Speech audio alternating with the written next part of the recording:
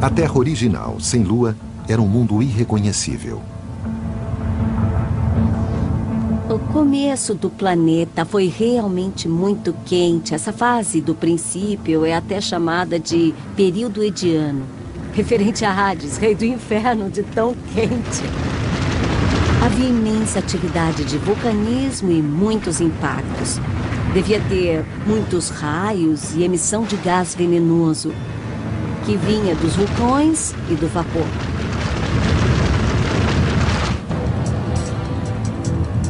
A estabilidade inicial do sistema solar não era muito melhor. Ele foi criado de um grande disco de gás, fragmentos e pó que formaram um redemoinho ao redor do novo Sol. O começo do sistema solar foi mais ou menos como uma corrida de patins. A maioria vai na mesma direção, mas há muito caos, muito tropeço, muita hesitação e muita gente se lança para o centro enquanto outros atravessam as raias de dentro para fora. Muita gente bate para cá e para lá, é uma confusão total.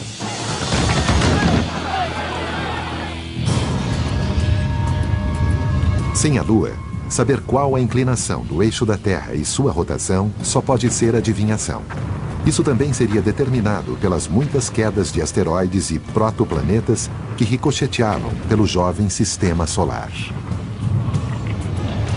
Se fizermos uma média do sistema solar, se pegarmos planetas e asteroides e virmos sua velocidade de rotação, a rotação mais frequente é de 8 horas. Então, podemos dizer que essa deve ter sido a velocidade inicial da Terra antes da formação da Lua. Então, cerca de 10 milhões de anos depois da Terra começar a se formar, houve uma grande colisão. Amplamente aceita por astrônomos, a teoria do impacto gigante diz que um planeta do tamanho de Marte colidiu com a Terra em ângulo oblíquo, a 40 mil quilômetros por hora. O projétil lançou mais de 70% da crosta em fusão da Terra ao espaço. Um braço com volume de mais de 20 bilhões de quilômetros cúbicos de rocha incandescente foi lançado em órbita ao redor do planeta. A gravidade dos pedaços maiores começou a atrair os menores. E em um ano, os pedaços aglutinados formaram a Lua.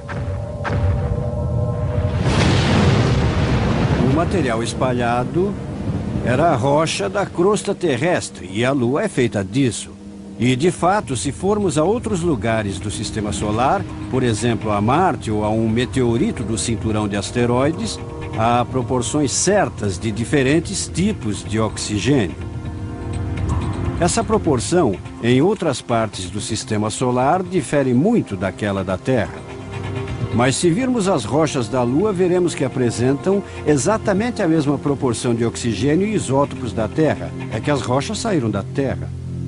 Essa é a ideia da teoria do impacto. A energia liberada na gigantesca colisão equivaleu a 6 trilhões de bombas atômicas. São 1000 bombas atômicas para cada pessoa do planeta, que hoje tem 6 bilhões de habitantes.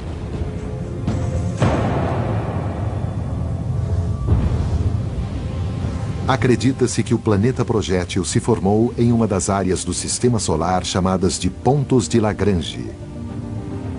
São regiões a 60 graus da Terra, seja à frente ou atrás dela, mas à mesma distância do Sol. Fragmentos podem permanecer fixos em um ponto de Lagrange dezenas de milhões de anos, presos entre a atração gravitacional do Sol e da Terra. Mas alguma coisa tirou o projétil de seu curso fixo.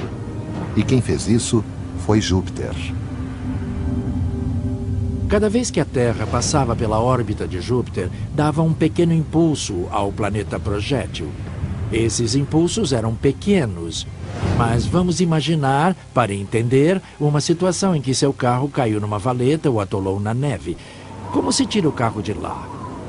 O melhor jeito é balançar o carro, empurrar um pouco, deixar voltar, empurrar e voltar, empurrar e voltar, até que consegue sair da valeta. E foi assim exatamente o que Júpiter fez ao planeta projétil. Uma vez que se liberou do ponto de Lagrange, ele ficou instável e foi fatal. Acabou colidindo com a Terra. Depois do cataclismo, a parte inferior do braço, formado pela ejeção de fragmentos da Terra, se combinou com o material do núcleo do planeta projétil. Essa parte mais leve tornou a colidir com a Terra e foi absorvida pelo núcleo do planeta. Esse impacto foi realmente um evento maior para a Terra. A Terra ficou com um núcleo e meio. O planeta ficou mais denso e, em consequência, aumentou sua força de gravidade. O núcleo aumentado levou mais tempo para esfriar do que teria levado se ficasse do tamanho original. O calor era constantemente pressionado para cima, contra a crosta terrestre, criando fissuras. Pode ser que esse núcleo aumentado tenha ajudado a criar o sistema de placas tectônicas que formou os continentes, uma característica planetária única no sistema solar. Marte, por exemplo, era muito menor, esfriou muito mais depressa e também não tem placas crostais. Outras consequências da colisão. O eixo da Terra foi para os atuais 23,5 graus de inclinação, e a velocidade de rotação foi de 8 para 5 horas. Em um ano, a Lua se formou a 22 mil quilômetros da Terra, muito mais perto do que a distância atual de 384 mil quilômetros. A Lua no céu era imensa, 15 vezes maior do que é hoje. Pense na Lua surgindo no horizonte e subindo, até preencher grande parte do céu noturno. E pense que ela era vermelha, porque a superfície era de lava incandescente. Imagine uma lua dessas no céu. Impressionante. A força da gravidade da Lua de então era 225 vezes mais forte do que a de hoje, pela forte proximidade com a Terra. Apesar dos oceanos ainda não existirem, a força equivalente das marés era 3.400 vezes maior. Isso levantava e baixava grandes porções de rocha líquida a mais de 800 metros de altura, 2 vezes por dia. A inclinação do eixo da Terra se estabilizou por causa da formação da Lua, cuja massa atua como uma âncora. A velocidade de rotação diminuiu. A gravidade da Lua criou uma saliência na parte equatorial do planeta e isso desacelerou a velocidade de rotação. Este balão verde é a Terra e esta é a Lua. Se a Terra não girasse, a saliência gravitacional apontaria diretamente para a Lua. Mas a Terra gira depressa e, na verdade, a saliência tende a estar um pouco à frente da linha perpendicular com a Lua. Isso equivale a dizer que a gravidade da Lua puxa a Terra um pouco para trás, retardando sua rotação, mas apenas um pouco. E a saliência da Terra também tem força de reação sobre a Lua. A saliência puxa a Lua em sua órbita e tenta fazer a Lua girar mais depressa. Mas a Lua não quer girar mais depressa. Imagine o que acontece quando você gira um peso cada vez mais depressa. Ele quer sair e é o que a Lua faz. Ela se afasta porque é acelerada em sua órbita. Gradualmente, com o tempo, a Lua se afasta cada vez mais. A complexa dança gravitacional entre Terra e Lua está empurrando a Lua para fora à razão de 4 centímetros por ano. Em bilhões de anos, o afastamento da Lua diminuiu a rotação da Terra de 5 horas por dia para as atuais 24 horas. A ideia de que a rotação da Terra é influenciada pela Lua pode ser visualizada como quando uma patinadora está girando. Ela recolhe os braços, gira cada vez mais depressa e abre os braços para desacelerar. É isso que os físicos chamam de momento angular. É a mesma ideia. O afastamento constante da Lua tem o efeito de desacelerar a rotação do sistema todo.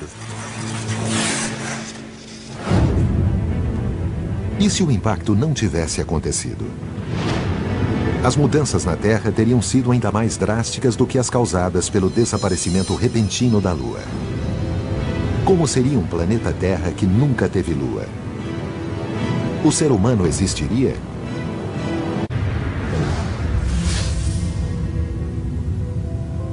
Se a Lua desaparecesse de repente, a Terra sofreria consequências como tsunamis, mudanças nas correntes marítimas, extinções de vida marinha e mudanças radicais de clima. Mas se a Lua nunca tivesse existido, a Terra seria irreconhecível para alguém de hoje. Sem a Lua, é provável que a vida na Terra fosse muito diferente. Em especial, o ser humano poderia nunca ter chegado a existir.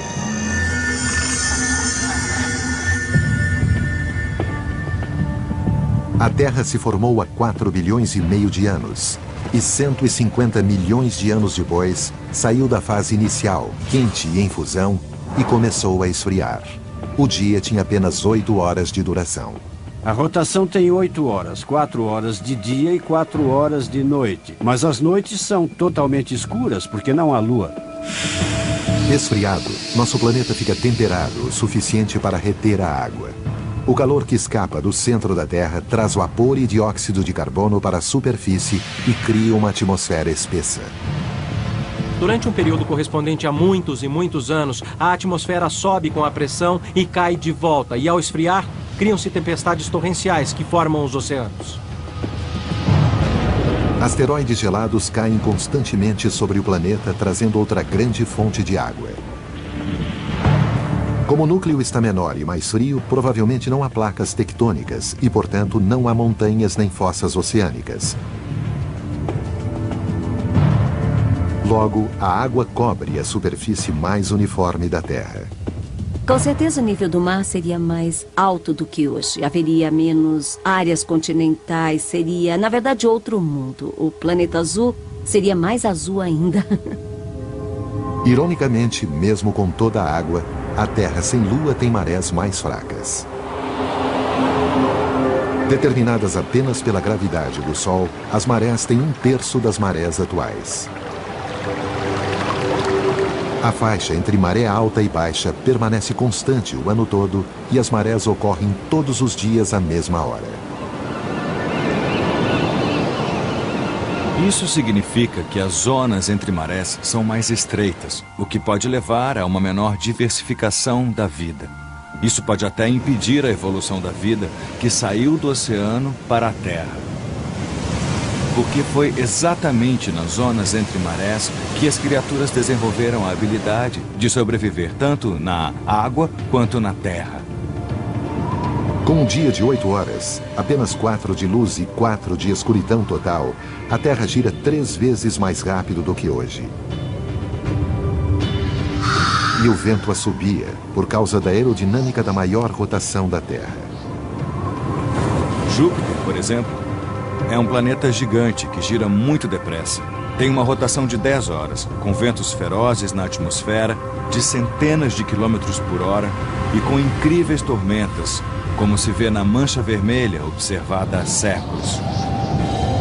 É provável que a Terra de então girasse mais depressa do que hoje, o que levaria a haver ventos mais fortes, furacões mais violentos e tempestades. A rápida rotação da Terra de então tem outro efeito colateral. Acredita-se que a rotação do núcleo da Terra, em especial da parte líquida, é o que gera nosso campo magnético. Se a Terra girar 3 vezes mais rápido, o campo magnético será 3 vezes maior. O campo magnético aumentado da Terra sem Lua desvia muito mais as partículas solares em direção aos polos terrestres, o que resulta em auroras boreais maiores e mais espetaculares. Mas ao bloquear as partículas, menos radiação agride a vida nas camadas baixas da atmosfera, diminuindo as mutações que comandam a evolução. O campo magnético mais forte, na verdade, pode desacelerar a taxa de evolução da vida. Sem Lua, a Terra em desenvolvimento sofre com uma intensa volatilidade climática. Em muitos períodos que duram vários milhões de anos, o eixo da Terra é puxado e empurrado pelo Sol e por outros planetas. Sem a influência estabilizadora da Lua, as condições ficariam iguais às de Marte. Nos últimos 15 ou 20 anos, aprendemos que Marte tem um eixo extremamente instável, exatamente por não ter luas grandes. Quando olhamos para a superfície de Marte,